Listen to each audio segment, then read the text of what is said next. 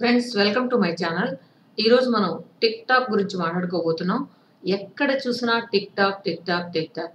మన పిల్లలందరూ చదువులు మానేసి వీటిని చేస్తున్నారు అంటే అది కరెక్ట్ అనే చెప్పాలి.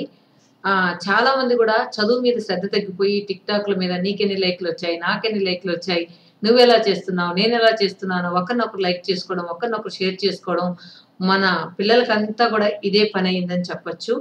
ఇక కొంతమంది అడిగితే రిలాక్సేషన్ కోసం చేస్తారని చెప్తారు. కొంతమంది అదే పనిగా చదువును కూడా పక్కన పెట్టి చేయడం జరుగుతుంది. కానీ గవర్నమెంట్ అయితే మంచి పని చేసిందనే చెప్పాలి. ఈ సుప్రీం కోర్ట్ ఇచ్చిన తీర్పు ఇలాగే కొనసాగాలని కోరుకుందాం. ఎందుకంటే అట్‌లీస్ట్ కొంతమందైనా మారుతారు. చాలామంది నేనైతే ఒక అమ్మగా చాలా సంతోషిస్తున్నాను ఈ యాప్ తీసేసినందుకు. తర్వాత ఇంకా యువత దీని గురించి కొంతమంది టైమ్ పాస్‌కి చేస్తే, కొంతమంది దాన్ని మిస్‌యూజ్ చేసుకుంటున్నారు. ఇంకా అశ్లీలంగా కూడా కొన్ని టిక్‌టాక్‌లు వస్తున్నాయి. ఈ విధంగా మన సమాజానికి చెడు జరుగుతుంది అని కొంతమంది గుర్తించి, ఇలా సుప్రీం కోర్ట్‌కి వేయడం జరిగింది. ఈ టిక్‌టాక్ అనే యాప్‌ను బ్యాన్ చేయాలని చెప్పి.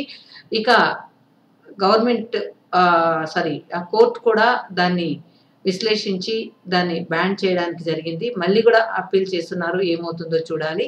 మొత్తానికైతే గూగుల్ నుంచి ఈ యాప్ ప్లే స్టోర్ నుంచి ఈ యాప్‌ను తీసియాలని చెప్పి గూగుల్‌కి ఆదేశాలైతే అందించారు. ఇది యాక్చువల్‌గా 2016లో చైనా వాళ్ళు చేసిన యాప్ ఇది. కాకపోతే తొందరగానే ఇది చాలా రీచ్ అయిపోయింది ప్రజల్లో. ఈవెన్ పెద్దవాళ్ళు కూడా దీనికి అడిక్ట్ అయ్యారనే చెప్పొచ్చు. ఇంకా కొన్ని మంచి కూడా చేసిందని చెప్పొచ్చు టిక్‌టాక్‌లు. ఎందుకంటే ఈ టిక్‌టాక్‌ల వీడియో వల్ల కొంతమందికి సినిమా ఆఫర్‌లు కూడా వచ్చాయి. అలాంటి వాళ్ళకి యూజ్ అయింది కానీ, కొంతమందికైతే చాలా నష్టం జరిగిందనే చెప్పొచ్చు. ఎందుకంటే చాలామంది సాహసాలు చేస్తూ కూడా టిక్‌టాక్‌లు చేస్తున్నారు. తర్వాత కొంతమంది మొత్తం వాళ్ళ పనంతా కూడా పక్కన పెట్టేసి ఎక్కువ టైం ఈ టిక్‌టాక్‌లోనే స్పెండ్ చేస్తున్నారు. ఇంకొంతమందైతే అసలు ఒళ్ళు మైమరిచిపోయి అలానే చూస్తుండిపోతున్నారు. ఇలా రకరకాలుగా మనుషులు టిక్‌టాక్‌కి అడిక్ట్ అయ్యారనే చెప్పొచ్చు.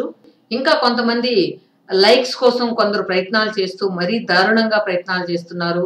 వాళ్ళు తొక్కే తప్పుదారులు గూడా ఎక్కువున్నాయి ఈ లైక్స్ కోసం. ఇంకా యువత చెడుదారులు తొక్కే ఆస్కారం గూడా ఉంది. శాంతి భద్రతల సమస్య వచ్చే ప్రమాదం ఉందని తమిళనాడు ప్రభుత్వం మొత్తం దేశవ్యాప్తంగా ఇది బ్యాన్ చేయాలని సుప్రీం కోర్ట్‌ను కోరింది. ఇంకా దీనివల్ల శాంతి భద్రతలు కూడా నష్టం వాటిల్లే ప్రమాదం ఉందని కూడా వాళ్ళు హెచ్చరించారు అసెంబ్లీలో. ఇక యువతే కాదు పెద్దవాళ్ళు కూడా దీనికి వాళ్ళ కళను బయటపెట్టేందుకు ఇది చాలా విచ్చలవిడిగా యూజ్ చేస్తున్నారనే చెప్పొచ్చు. అంటే ఆల్‌మోస్ట్ ఎక్కువ టైమే దీని మీద స్పెండ్ చేస్తున్నారని చెప్పొచ్చు.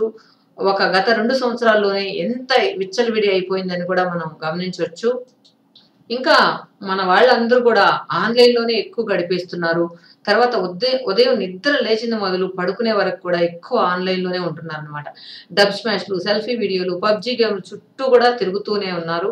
ఇప్పటికే పబ్‌జీ గేమ్ సమాజానికి హానికరంగా మారిపోయి ఉంటే, మరోవైపు టిక్ టాక్ యాప్ రోజు